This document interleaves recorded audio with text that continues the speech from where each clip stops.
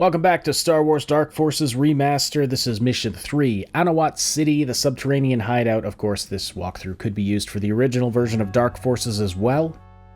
Playing on easy for the sake of creating a smooth walkthrough, which will be helpful here, because this mission can be very confusing if you don't know what's going on at first.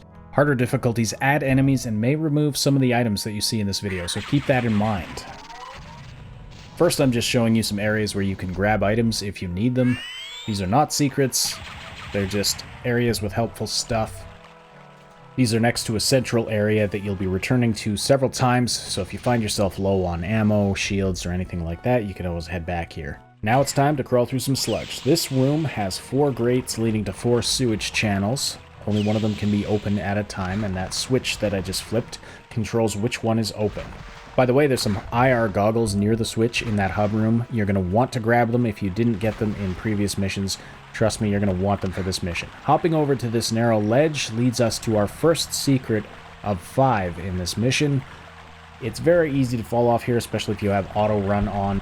Once you get into this little closet where all the items are, that triggers the secret and you can just hop down. You're going to want to go up that elevator, but first we're going to open another secret. This room is the second secret of the level, with the most annoying enemy in the game in it. These remotes only take 1 shot, but they're very hard to hit.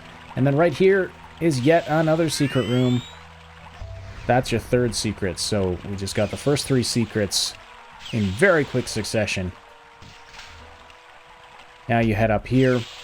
I'm just dodging into this side room to try and destroy that remote. Usually it hangs out in here and just shoots at me from here, but for some reason it decided to run over to where the elevator was. There are some more droid enemies through the window in this big open area, which is some kind of central sewage storage area. That's fun to say. Pull the switch. As you can see, it raises the sewage level in there part way. And I'm sure you can guess, there are 2 more switches, which will raise the level 2 more times, and then we can cross over the top of that. First, we've got to get back to the hub room, and then take one of the other sewage channels. This area is a bit of a maze. I'm going to show you a couple of places where you can grab some items. Thankfully, we only have to come through here 1 time, but the first time through it can be a little confusing, figuring out where you're supposed to go.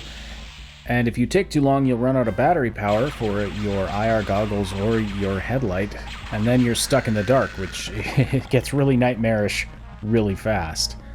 This is the door that actually takes you out of here.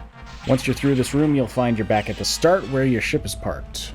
Battery management is important in this level, more so than it has been in the previous missions. So you want to make sure that you don't accidentally leave your light on or your IR goggles on when you're in a lit area, because you could run out of battery power and then find yourself stuck in the dark at quite a few points in this mission, and you don't want that. Trust me, you don't want that. We're going to switch this to channel number 3 now, and head through this channel over here. We're skipping over 2 for now because that's actually the route you take to get to the end of the mission. The first thing we're going to do here is drain this room by flipping a switch in this side area here, and as you can see, this lowers the water level and reveals the door on the other side of this chamber.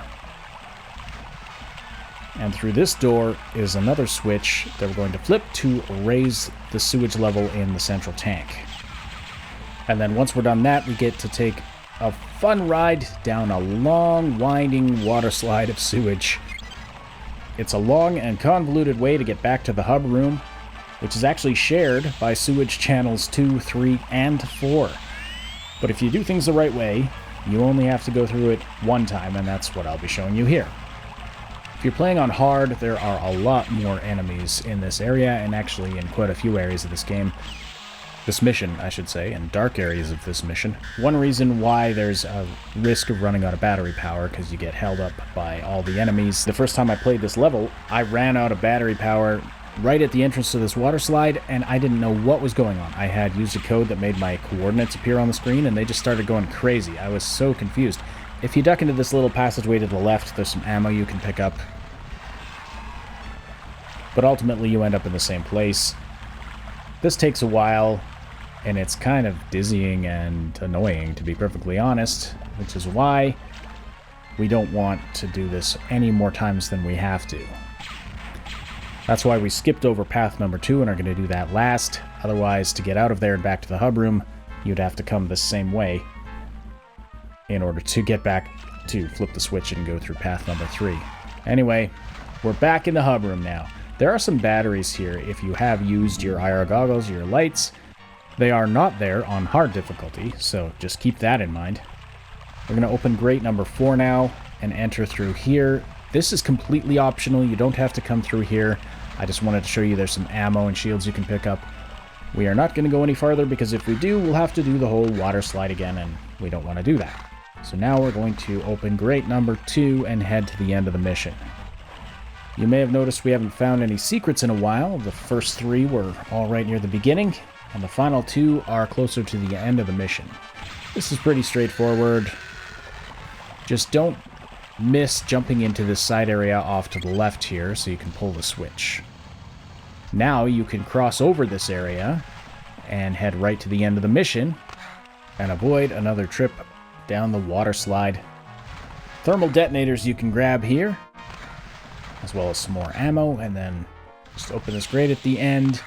Jump in here, head past the world's most disgusting swimming pool to find a secret door. This is secret number 4. Some stuff you can grab here. I don't know what happens if you go down into that whirlpool. I'm assuming you die horribly. So we're just going to leave. Some items you can grab there. Head across into this little passageway. Again, some more items you can grab. And then if you pass through this waterfall of muck, this is your final secret area. So we've got all 5 now. Now, from here, it is possible to jump to the top of those pillars, which is the way we need to go. But I dropped down here just to show that if you do fall into the muck, there's an elevator here that you can use to get up to the top. A little bit of platforming, otherwise it's pretty straightforward. Now, this game does a weird aiming thing. I was aiming for the probe droid, but for some reason my gun shot that enemy with the thermal detonators on the far platform here. It was very strange. It has some form of auto-aim that can't be turned off, and it seems to get confused sometimes about what you're actually aiming for. Now, I don't know what the deal is with these eye doors here. They just open on their own. A few more droid enemies in here. Some items you can grab. And then there's a little staircase that's easy to miss over here. This is how you get to the end of the level. It's a secret hideout. Makes sense that it's hidden, I suppose. And then you're at the end of the mission. You found the guy that you came to find. He looks like he's ready for a fight, but for some reason he just surrenders. That's it for this mission. I will see you in the next one. Before you go, why not check out some of the other entertaining and enriching gaming content we have here at the Triple S League, like Maximum News, our weekly gaming news podcast hosted by Max Darrett. You'll also find comedy, reviews, and lore videos, and the description has links to our other channels, like Scenometry, where I humorously overthink TV and movies.